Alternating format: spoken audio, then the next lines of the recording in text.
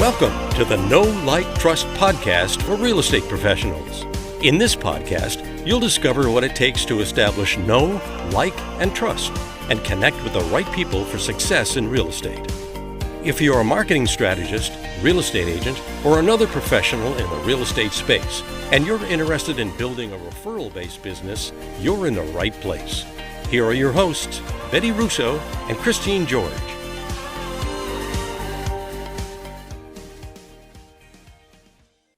Hello, everyone. Welcome to the show. I'm Betty Russo. And I'm Christine George. And today we are talking to Barb Betts. Woo-woo! I'm so excited. And I'm like I have a little girl crush going. Oh, gosh. I just have to tell you that. I'm so excited that you're here. So Barb is a successful realtor. She's a broker and CEO. She and her husband own the RECollective, newly branded RECollective in Long Beach. She's also an educator, a speaker, a trainer, and she has a real passion for real estate. Barb is known in the industry as an influencer. She is known for having an impact on everybody she talks to. And she's highly involved. She's really involved. She's involved in the Women Up initiative and on a local, state, and national level. So what I love about Barb in seeing her speak is that she brings an honest, very compassionate and transparent approach. Her passion really lies in sharing best practices. She loves to teach. She says that, at her core, she's a teacher. And so we're really going to dig into what it is that she teaches today and how it relates back to the know, like, trust factor. So welcome, Barb. Thank you so much for being here. Well, thank you, ladies, for having me. It's an honor to be here, and I'm excited about our conversation. Me too. So I'm going to go back to the girl crush thing for a second, because I have watched you from afar for a couple of years now, and then just love your message every time. Love your confidence. Love your just sort of it is what it is approach. Also, you're funny on Instagram. I love your sense of humor. But I gotta tell you, I took Peak Producers, Buffini's Peak Producers a couple of years back. Yep. And I saw you being interviewed, and I was like, oh my God, that's Barb Betts. And you were in the audience, and I was like, oh my God. So now I know like where your whole affinity towards relationship building started, which was with Buffini. So can you just kind of kick us off and tell us how you got into the business and give us a little bit of your background? Yeah, absolutely. So I started in real estate in 2003. I'm the token realtor who had a challenging real estate transaction when I purchased my own home. I was not a realtor at the time, and I bought it from the listing agent inside the open house type situation. And it was one of those where I felt like I was kind of driving the transaction, and I was calling to find out what was the next step, or I was reading the contract saying, well, it's day 17. Aren't we supposed to be doing something? And it's not that it was a bad experience. It just wasn't a great experience. And at that time, so I had a child really young. My son, I was pregnant at 17 and had him at 18. And so I put college on the back burner. I always wanted to be a teacher. I put college on the back burner. And so by the time my husband finished his baseball career and I could have gone back to school, life was starting to happen and bills were starting to appear, and you got to move on. And so I was working jobs in accounting. I was really good at it, but I didn't enjoy it. And I was working for bosses that just didn't value family. And, if kids are sick, mom needs to be home with them. And so I just decided, what am I going to do with my life where I can have ownership of something, right? I don't have time.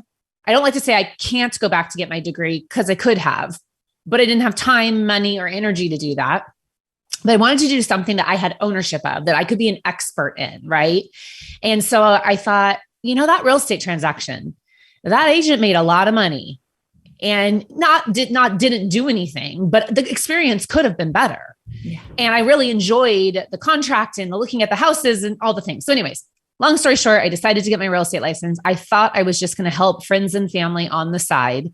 And then I quickly fell into real estate full time after having to leave a job with a horrible boss. And, we took out a credit line on our house back when you could use your home as an ATM machine to, just in case I didn't sell a house, right? We needed to be able to pay for daycare. And I always say we paid 1 month of daycare with that credit line. And then we ended up putting windows in the house and upgrading things in the house because I never needed that credit line. I just went into real estate full time and the rest is history. Here you are. Yeah, here I am 20 years later. Wow. That's awesome. Yeah. It's a beautiful thing, this real estate business that we're in. We get to it really is because and the opportunities are endless and you can be anything, you can do anything, you can make as much money as you want. You can have flexibility, although that's laughable in our business when people go in for the flexibility, but you can, you can be at the 2:00, party at school. You can be at the 3:00 baseball game. So Absolutely. it's a wonderful industry.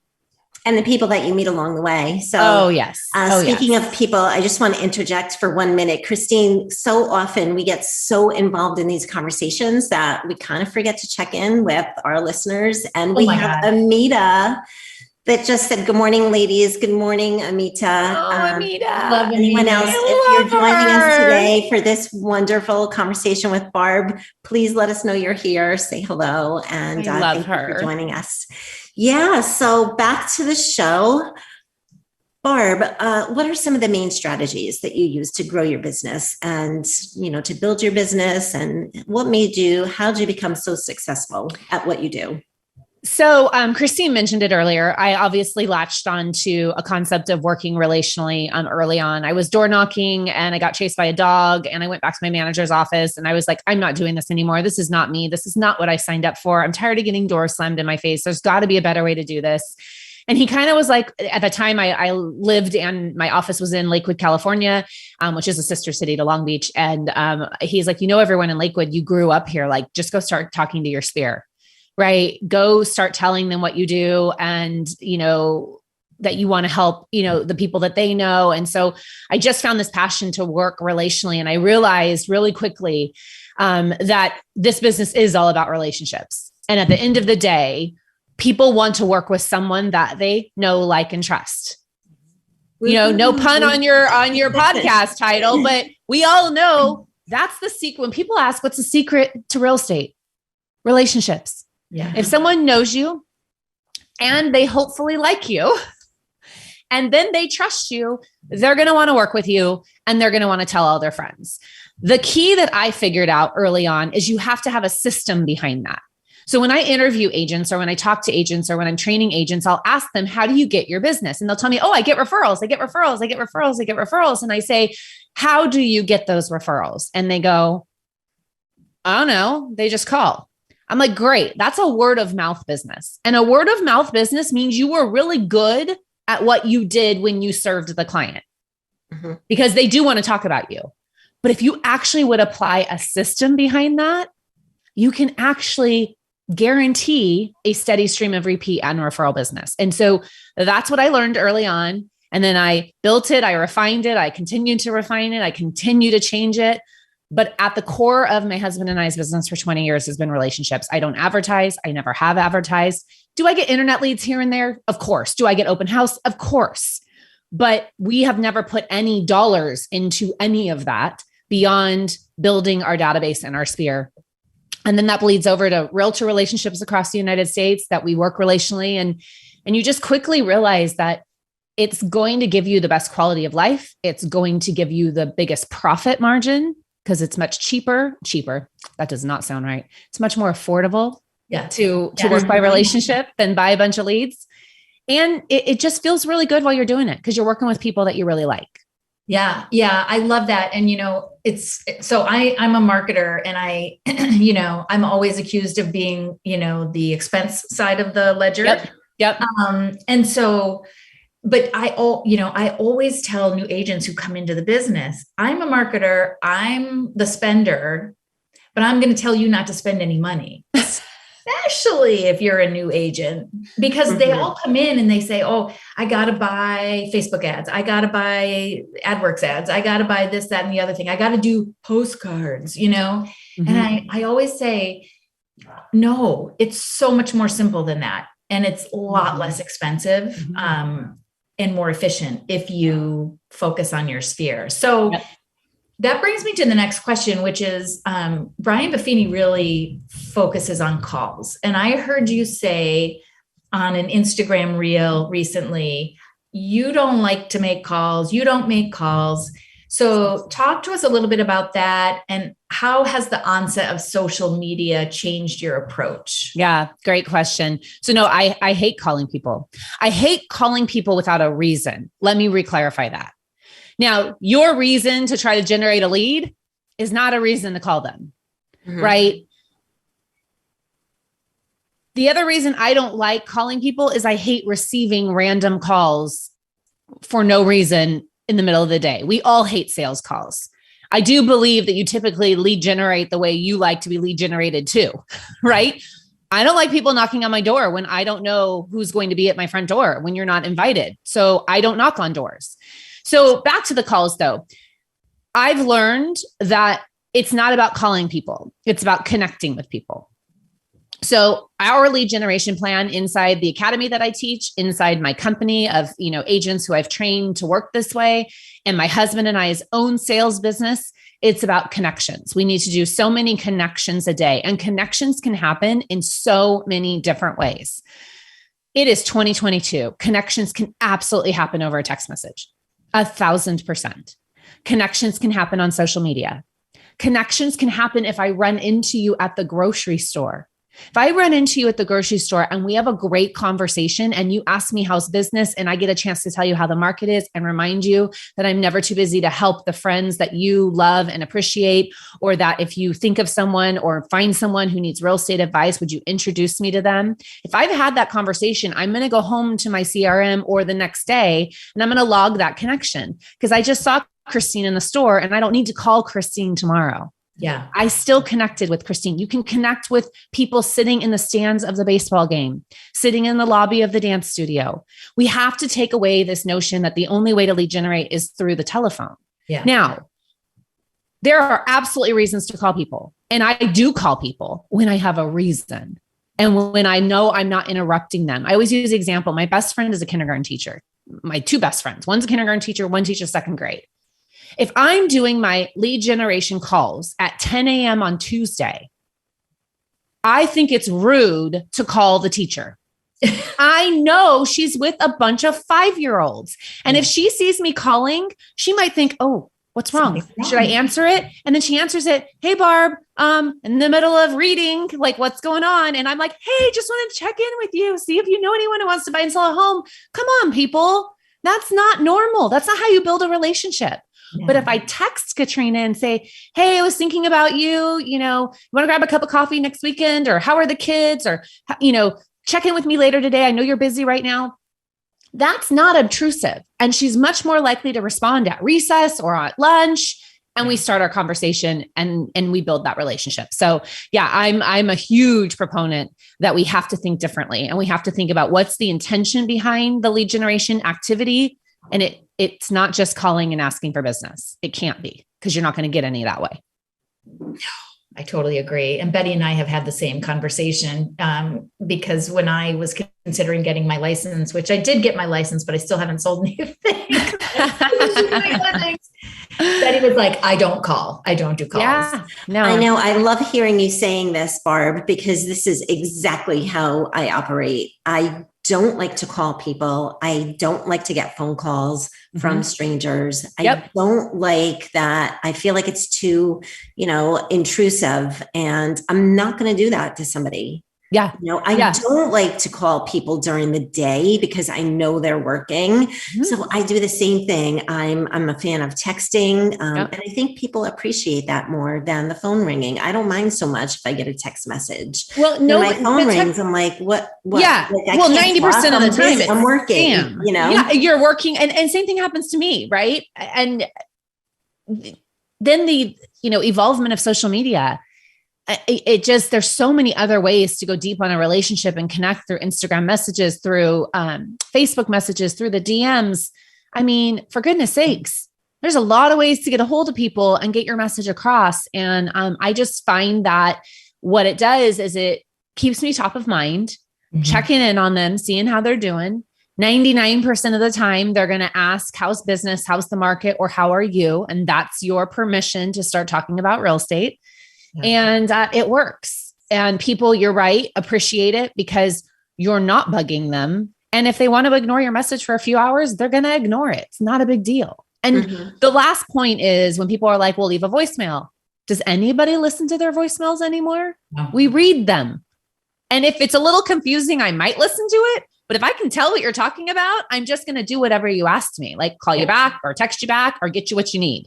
So I feel like we're wasting a lot of time thinking that we have to call everybody. It's just a limiting belief. Oh, it's just a limiting belief. There's a quote. Yeah, it really is.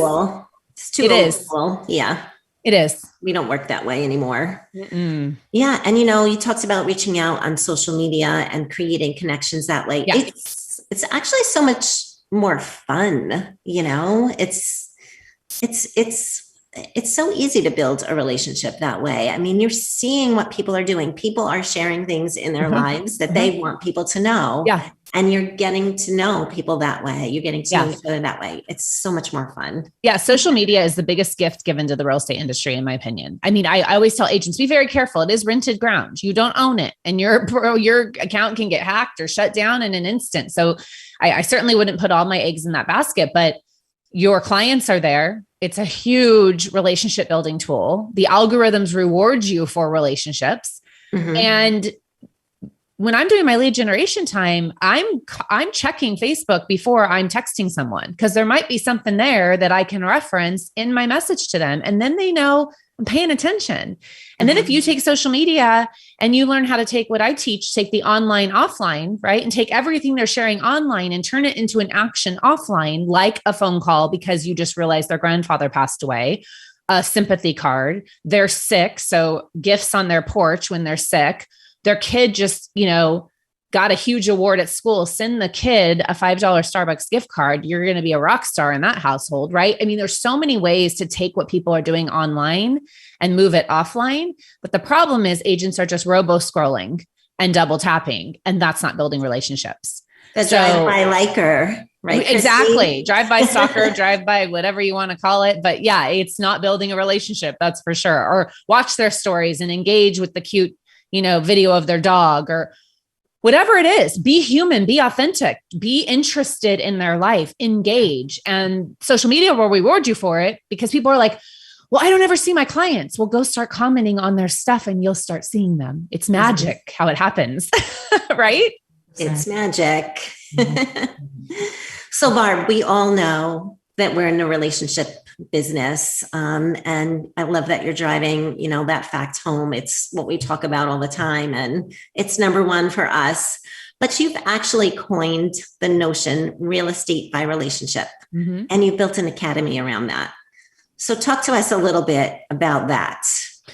Yeah, it was my tagline in real estate sales for a very long time because I don't like the word referral. I use the word referral internally when I talk to people like you and talk to realtors when I teach and train, because we all understand it. But the word referral feels really yucky to me. It feels like when I ask you for it and you give me one, it's like, well, what are you going to do for me now? What am I going to get because of the said referral, right? And so I started thinking, I'm not really doing real estate by referral because that means nothing to my client. I'm building this business by relationships because I have plenty of really good clients who have never referred us because they're just not a referring type person. And you got to learn that in this business. There's referring people and there's non-referring people.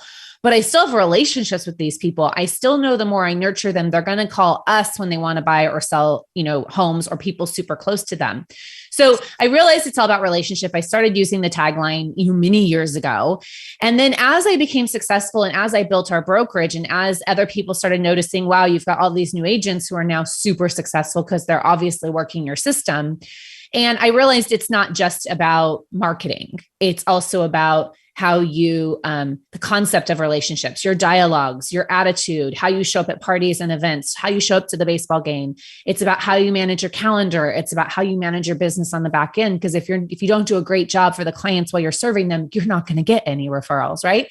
So I created an academy mostly because I kept getting asked, can you help me with this? Can you help me with this? Can you help me with this? Can you help me with this? I want to do business just like you do business. And so I decided to build it from A to Z, and it is literally from A to Z.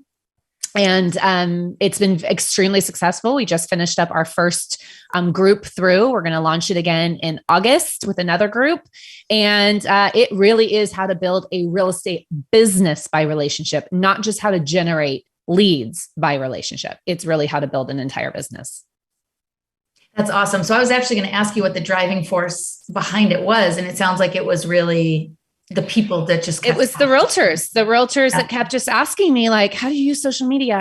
I want to know more about the postcards that you mail. How do you stay organized? How do you not get burned out? How do you make your kids a priority and still sell houses? Like, how do you make this? Because what I think realtors forget is that we are realtors 24/7. Mm-hmm. We should not work 24/7. I'm not a proponent of that, right? But we are realtors 24/7. You don't get to turn on and off your realtor hat. Yeah. And so how can you make this your lifestyle? How can you build your life that includes your business and not build your business that's going to include your life, right? It needs to be about, you have a life and your business is part of it. And so whether I'm at a barbecue on a Sunday with friends, I'm still a realtor. So how can I always have that mindset of I'm working, right? Even when I'm not showing property or going on listing appointments. Yeah. You still need to be turned on as a realtor and look for opportunities. And that's really what the Academy teaches you, is how to constantly realize that there's opportunities everywhere. And then when you get those opportunities, instead of just meeting someone at the barbecue, what do you do to try to take that into a relationship, right? Without being awkward and saying, can I have your mailing address so I can start mailing to you? Right? Or my number one pet peeve of realtors that are taught that we have to qualify our database, that we have to ask someone if they want to be in our database. I realized years ago how much that held me back because I was afraid to ask certain people because it was awkward and weird. Like when do I drop the asking what they want to be in my database? And I quickly realized, why do I have to ask them? I know where they live. I'm friends with them on Facebook. Why can't they go in my database? Why can't I start nurturing that relationship? I don't need their permission to nurture a relationship. So that's what the Academy is all about, is how to take all those little limiting beliefs out of your mindset so that you become more aware that this building a business by relationship opportunity is everywhere. Everywhere you go, there's opportunity. So tell us a little how the Academy is structured. How long is it? Is it virtual? Like, what are the sections? Like, how's it divvied up? Yeah. So it's 11 modules. So it's 11 weeks of content. I know that sounds like a lot, but there's a lot of lessons in each module. So it takes some time to get through it.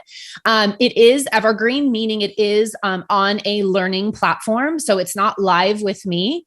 I do 3 lives throughout the 11 weeks where we hop on together and we talk about successes and challenges. And so I do engage and coach in that way. I actually do a few bonus lives too, just because that's the type of person I am. And then there's a private Facebook group where we can interact and ask questions. And I'm in there every day helping people along and listening to their ahas and some of their questions like, hey, can you go a little deeper on this? So I've already refined it because I am a refiner. I like to change things and make things better. And then at the end of the 11 weeks, you don't lose the content. That's what I'm a big proponent of, because not everyone has time to consume all the content in the 11 weeks. Some people get behind, life gets in the way, you go on vacation. So I always tell my Academy members, the content isn't going away. You're not losing the content. And yeah, it's fairly simple. And so far, everyone is just having extreme success and loving it. So I'm very happy because my goal is just to help others. I just love helping people, whether it's my clients or the real estate industry. We just love helping people. Awesome. I love it. How many agents would you say are in the Academy now? So just launched. So this first round, we had 50. Which was well exceeded my goal. Right. And I've got probably close to 300 on the waiting list. Cause the first time around, people want to know, did it really work? Did people really engage? Should I really do it? It's definitely something that, it's an investment. It's an investment in your business. But the results are already, showing for themselves. So tell us about some of those results. What kind of success? So one thing I teach you need to have consistent communication monthly to your database, right? You have to stay in front of them, not just via text and connecting, right? Because they're not always going to answer their phone. They're not always going to respond. And some people just, after you sell them their home, they don't want a realtor as their best friend, but you need to stay in front of them. So I'm a firm believer of mailing something to my clients every single month. I've been mailing to my database for 20 years. I missed a few months during COVID because I didn't know what the heck to say. Yeah. But for the most part, they've been getting something consistently every month. I used to take newsletters and fold them up and put them in an envelope. And then I do a VIP focus group every year, a couple years off because of COVID. But I bring all my best clients together and I give them a bunch of Mexican food. And my husband and I just sit casually and ask them questions about our business. I kind of like to refer to it's like a board of directors. And I remember this was 2015. And I said something about what we mail and do you enjoy it? And do you find it valuable? And one of my best friends raises her hand. She's like, I don't open it. I'm like, you don't open it? And she's like, no. I'm like, what do you mean you don't open it? She says, I don't open it. I go, you throw it away? She goes, yeah. I'm like, why? She's like, because there's never anything good inside. I'm like, oh my God. I was mortified. So at that point, I decided to switch to postcards because I was like, okay, even if they don't like what they're seeing on the postcard, how do I get my face in front of them? And we all know that even if it's junk mail, you still touch it. The mail doesn't make it from the mailbox to the trash can without someone touching it. And so we switched to postcards. So I teach in my academy the concept of mailing monthly postcards. And this agent in the academy, she also subscribed. We created a marketing company around our postcards because everyone wants them. And so we actually do the relational marketing for realtors across the United States, where we create the content every month and your face is on it. It's all customized to you and it goes to your database and goes through our mail house and you don't even have to worry about it. And one of the members in the academy at the same time also signed up for the marketing company, and she sent out her first postcard and she got a $3 million phone call. Wow. And the client said, it was so good to hear from you. Haven't heard from you in a while. By the way, I think it was a cousin is selling their home. Would you like to go talk to them? And she's like, I just had to stay in front of them. Now, that's not going to happen for everybody. Referrals don't happen overnight. But if you're not consistently staying in front of your database, they're going to forget about you. Mm-hmm. They're going to forget about you. So that's definitely one of the biggest successes. Some of the other successes is changing the dialogues. I mentioned I don't like using the word referral. I like saying introduction and connection. So I'm going to say, hey, Christine, the real estate market's really crazy right now. I know you've probably got some friends and family that are just scared to get out there. If you know anyone who's got a question or a concern or just needs an answer on something, can you introduce them to me? Can you connect them to me? And once I realized that by saying that, instead of will you refer them to me, I started saying it all the time. So I started asking for business all the time. So that's been a huge aha through the academy is people are like, it's so much easier to ask for business. And when I ask, I'm actually getting what I want. Because when you ask someone to introduce you, it's so much more lighthearted than referring. So those are some off the top of my head. And then I would say the last one is just the whole concept of don't pre-qualify your database. You need to realize that there is a lot of people in your world that you're not marketing to, that if you did, would probably help you out in your business. And so just taking away that limiting belief. Mm-hmm. And then social media. The social media modules are always the favorite because everyone is confused and doesn't know how to use social effectively. So those are probably the top right now. So is your academy open to everyone? And can I ask what the cost is? Everyone and anyone. So the total for the 11 weeks is $19.97. We do break it down in payments for people if they'd like. And then, when you attend the webinars and things like that, I always drop in some bonuses here and there. Mm-hmm. So this last round, they also got Asana for Realtors and they also got the Social Agent Bootcamp. So you never know when Barb's going to throw in a bonus here or there. That's awesome. And so, where can they sign up? So, well, the next group is going to launch in August, so they can sign up for the wait list through my link in my bio. So if you go to my Instagram page, you can click on the link in my bio to get to the wait list. And we're going to be starting some webinars in July and August. And then we'll launch probably about the third week of August is when we're ready to go live, and they can hop right in. Awesome. Awesome. So we have a couple more questions before we wrap up, but I want to take it a little personal before we do that. And we were talking in the pre-show that I was like totally scrolling through your Instagram yesterday, and I learned a lot about you, that you wear wigs. I do. And I was like shocked, because I'm always thought, oh my God, Barb has like the best hair ever. It's beautiful. It is beautiful, and you wear it well. And there's a whole story behind that. And I wonder if you could share that. Yeah, absolutely. I just realized the way I realized I made an error. It's not 1997. It's 997. In my head, I'm like, why did you say 1997? Oh, okay. Not 1997. It's 997. So let's just clear that up right there.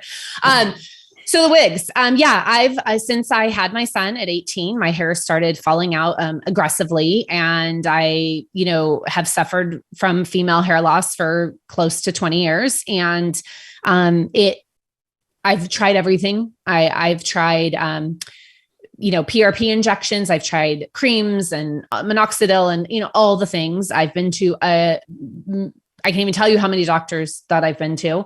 And in my world, I have an autoimmune disease.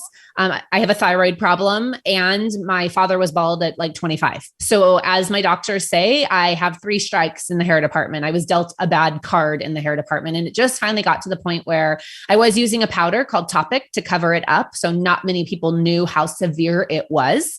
But then it started getting so stringy that I couldn't even get it in a ponytail, and we were having to cut it so short. And then the top was so thin. And I really just realized I'm 40 years old. I don't want to be bald at 45 or 50. And to be quite honest, all the doctors I spoke to were like, it's only going to get worse. As we know, in women, no matter what, when we hit those ages where our hormones start to change and we hit menopause, all women's hair thins. Some people are going to be more blessed and not lose it, but for the most part, it does. And so because I was already so advanced, it was just going to get worse. And so I actually made the decision to go in. I was like, okay, I live in Southern California. I live in basically Orange County. There's got to be some human hair companies around me, right? Between Beverly Hills and Newport Beach. There's got to be. And so I actually went in to I was looking into full length extensions, which are also called toppers, which clip into the top of your head and hang over your bio hair. In the hair loss world, we call it bio hair. And I went in for that. And she kind of looked at me and she's like, you're not going to like those. And I was like, why? She's like, you don't even have enough hair on the top to clip it in, because it has to clip in if you do that. She goes, it's going to be uncomfortable. It's going to pull on your baby hairs, and you're not going to like it. So I tried it, and I sat there and I wanted to cry. I thought, this isn't going to work. I was with my daughter. My daughter's 21, and Ashley, my consultant, said, I think you should try a wig. And I was like, oh yeah, no, not happening. Not happening. I'm 40 years old. I am not wearing a wig. She's like, I think you'd be surprised. My daughter says to me, Mom, do you know how many women wear full length extensions? And no one says a word about them. My daughter literally looked at me and she's like, Mom, you just need help in a different area. You need it over your whole head, not just from here down. How is covering this versus just going from your ears down any different? So I tried it on, and Ashley said, you're going to be pleasantly surprised. I tried it on. I was like, oh, wow, this actually feels like I'm wearing a hat, and I'm a baseball mom, so I wear hats all the time. And I thought, I have a wig on. I mean, and I looked obviously completely different, and the rest is history. I went home and talked to my husband and talked to him about the concept of wearing wigs, and he's completely supportive. And then I decided, so once I got them and I ordered it, and, I told my very close friends, all knew that I was going to do this. And I decided I was going to come out of the closet about it and be honest about it and be authentic about it. Because what I realized was, if I don't, I'm going to feel shameful. I'm going to feel self-conscious if I don't. Because if someone tells me my hair looks great, I'm going to be like, oh, it's a wig. I mean, well, that's so awkward. Instead, when they just tell me my hair looks great, I'm like, thank you, because everyone knows. Yeah. Your hair looks great today. Thank you. They never used to say that before because it never looked great anyways. So I decided to be super authentic and public about it. And I came out and I shared on social media, hey, this is what I've been dealing with. This is what I've been hiding behind. This is what I decided to do. I hope y'all love me for it. You're all going to be jealous of my hair. And I love that. And I'm going to be able to change out my color and my style as every day, sometimes twice a day, I put on different hair. And it's been great. And what's been the best thing about it is that I can show up to the gym at a hotel at a real estate conference with just a hat on and nobody's like, oh my God, what is it just, everyone knows. And so there's no shaming it. There's no hiding it. And what I've realized is the more authentic and relatable you are, the more people want to work with you. I did not know by getting human hair wigs that it was going to transform my husband and I's business. But the number one comment we get is, we love how authentic you guys are. We love how honest you guys are. And when you're honest and authentic about your own self, they know that when you show up on that appointment, you're not going to blow smoke up their nose. It's been a fun journey and I'm so happy I did it. It's been almost a year. I think I got my first piece end of July last year. So I can't believe it's been almost a year, but I would never turn back. And all I can tell everyone is be you. Yeah. If you don't want to wear a suit to a listing appointment, don't wear a suit to a listing appointment. Mm-hmm. If you're not the girl who wants a fancy car, then don't drive a fancy car. No one cares. Yeah. You know, if you've got things that you're working through, find a village to support you and be honest. And you don't have to be public on social media like I did, for goodness sakes. There are things people are going through that don't belong on social media, but being real and authentic with the people that are close to you, mm-hmm. it really makes you a relatable person that people know, they know what they're getting. Well, I think you're 100% correct. And that really goes back to your whole philosophy around relationship building and connecting with people. Mm-hmm. And because I think it's so easy with social media, the way it is these days, to look at somebody like yourself, yep. who's beautiful and successful and, has this wonderful partnership with your husband in business yep. and in life. And to think, wow, she doesn't have any problems. Exactly. Mm-hmm. Exactly.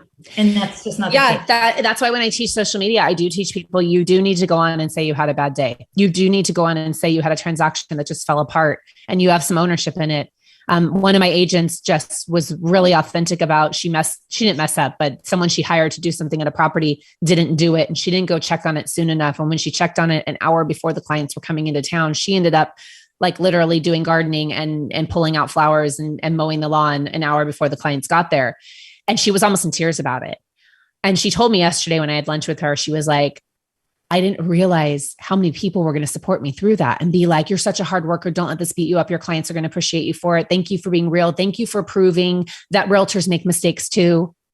Yeah. I mean, we just got to stop acting like this business is perfect. We got to stop acting like it's so easy. The reason people don't value what we do is because we make it look too easy. We don't talk about the hard days. Yeah. We don't talk about the hard times. So, hey, not everything belongs on social media, but it's okay every once in a while to admit that you had a bad day. Or, hey guys, I know I wasn't around yesterday on stories. My friends check on me when I don't show up on stories, but hey, I know I wasn't around yesterday. It was just a rough day. I just had a yucky day. Okay, move on. Right. Mm-hmm. Yeah. So authenticity is something that's lacking. And unfortunately, real estate kind of encourages it, right? I mean, the pictures on the business cards from 20 years ago, the cars you can't afford, for sure. Well, thank you so much for sharing that. And thank you for being so real about it. I mean, I know, excuse me, I know how difficult that is. And I mean, I obviously don't know personally about your situation, but I know it can be difficult to put yourself out there. So, for sure. But once you do it, you kind of realize everyone's got something. The things I heard, and I mentioned this to you before we went live. The amount of people I heard that have alcohol issues, gambling issues, debt, they're hiding credit card debt from their spouse. All of those things came out to me privately through messaging because I was so authentic about what I was going through. They were explaining what they've been hiding behind and how shameful they are and how they finally had the conversation with their husband, or they finally had the conversation with the friend or their mom, whatever it is. And it really taught me that people are scared. They're scared. And it's because of the judgment that we give each other. And we've got to stop that in this industry. We've got to stop that. And ourselves, like, oh, absolutely. Yeah. That shame is very real. It is very real. It is. Of course, our friend Brene Brown teaches us, absolutely. How to not feel that. Okay, Barb. So before we wrap, tell us, what are the 3 most important things you'd like our community to walk away with after hearing? I feel like she gave us so many. Well, I mean, so many great lessons. This business will always be about relationships. Anything you do in this business works. Anything done consistently over time in this business works. Don't let anybody tell you that working internet leads doesn't work, or open houses don't work, or door knocking doesn't work. It doesn't work for the person that's telling you that, but anything done consistently over time works. You're going to get your biggest bang for the buck and your biggest longevity, and you're going to build a business that can compound each year working relationally. The second thing is, I wish I would have believed in myself sooner. I was a very unconfident person for a very long time. Being an unconfident person leads you to being a people pleaser. And I was a people pleaser for a very long time. And it honestly wasn't till about 5 years ago, I started to really believe in myself. And I realized by believing in yourself, you stop people pleasing because you're not afraid to have the hard conversations because you know who you are. Like, you've got everything you need inside of you. You just have to decide who you want to be. And the last thing that I just heard the other day that I absolutely love, because I always say fake it till you make it. And I hate saying it, but I know what it means. It means you can do it. I love the other day I heard act as if. Yeah. And I love that. I heard that recently too. That's interesting. Yeah, act as if you already are selling 50 homes a year. How would an agent who's selling 50 homes a year act?